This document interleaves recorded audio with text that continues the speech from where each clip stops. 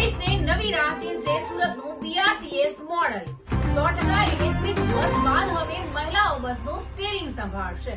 દેશનો સૌથી લાંબો BRTS route woman force route બનશે અને આ પહેલને સફળ બનાવવા માટે સુરત મહાનગરપાલિકાએ જર્મનીની એક સંસ્થાની સાથે MOU કર્યું છે, જે આ યોજનાના અમલમાં માર્ગદર્શન આપશે. ગુજરાતમાં પ્રથમવાર એવું બનશે કે BRTS રૂટમાં મહિલાઓની ભાગીદારી સુનિશ્ચિત કરવા માટે કોઈ મહાનગરપાલિકા મહિલાઓને ટ્રેનિંગ આપશે અને તેમને BRTS રૂટમાં રોજગાર આપવા માટે તમામ પ્રકારની તક અપાશે.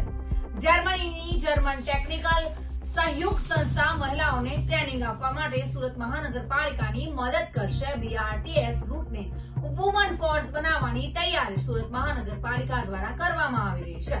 ડ્રાઈવર, કંડક્ટર સહિત મહિલા સ્ટાફની મોટી સંખ્યામાં ભરતી કરવામાં આવશે, જેમાં માત્ર મહિલાઓનો સમાવેશ કરાશે. બાકી તમામ જરૂરી વ્યવસ્થા સુરત મહાનગરપાલિકા કરશે. આ સમાચાર આપને કેવા લાગ્યા? ટુડે ન્યૂઝને લાઈક, શેર અને સબસ્ક્રાઇબ કરો.